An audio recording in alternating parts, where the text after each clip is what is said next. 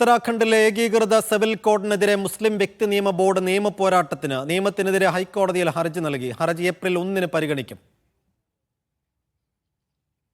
തൗഫീഖ് അസ്ലം വിശദാംശങ്ങൾ നൽകും.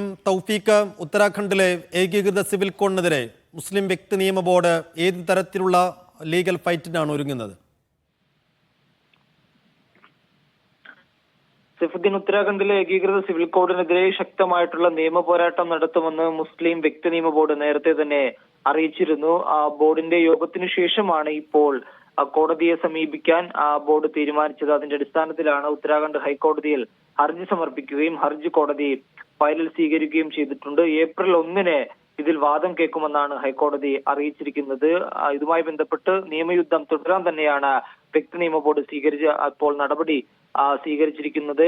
നേരത്തെ ഈ UCCക്കെതിരെ ഉത്തരാഖണ്ഡിലെ ചിലർ കോടതിയെ സമീപിച്ചിരുന്നു. ഈ കോടതിയിൽ സമീപിച്ചിരുന്നവരും ഇപ്പോൾ മുസ്ലിം വ്യക്തി നിയമ ബോർഡിനോടൊപ്പം ചേർന്ന് ഇതിന്റെ നിയമ പോരാട്ടത്തിൽ പങ്കാളികളാകുമെന്ന് കൂടി ഇപ്പോൾ ബോർഡ് അറിയിച്ചിട്ടുണ്ട്. ഇത് മൗലികാവകാശങ്ങളുടെ ലംഘനമാണ്. ഭരണഘടന നൽകുന്ന സ്വാതന്ത്ര്യത്തെ ഇല്ലാതാക്കാനുള്ള നടപടികളാണ് ഉത്തരാഖണ്ഡ് സർക്കാരിന്റെ ഭാഗത്തു നിന്നുകൊണ്ട് ഉണ്ടാവുന്നത്. ശരീഅത്തിനെതിരാണ്. അതുകൊണ്ട് ഇതിനെതിരെ ശക്തമായിട്ടുള്ള പോരാട്ടം നടത്താൻ തന്നെയാണ് മുസ്ലിം വ്യക്തി നിയമ ബോർഡ് ആലോചിച്ചിരിക്കുന്നതെന്നാണ് ഇപ്പോൾ അധ്യക്ഷൻ തന്നെ അറിയിച്ചിരിക്കുന്നത്. നേരത്തെ തന്നെ ഇതുമായി ബന്ധപ്പെട്ട് നിയമ പോരാട്ടം നടത്തുമെന്ന് മുസ്ലിം വ്യക്തി നിയമ ബോർഡ് അറിയിച്ചിരുന്നു. ഇതിന്റെ അടിസ്ഥാനത്തിലാണ് ഉത്തരാഖണ്ഡ് ഹൈക്കോടതിയെ സമീപിക്കുകയും ഏപ്രിൽ 1 ഈ കേസ് പരിഗണിക്കാമെന്ന് കോടതി ഇപ്പോൾ ഹർജിക്കാരെ അറിയിച്ചിട്ടുമുണ്ട്.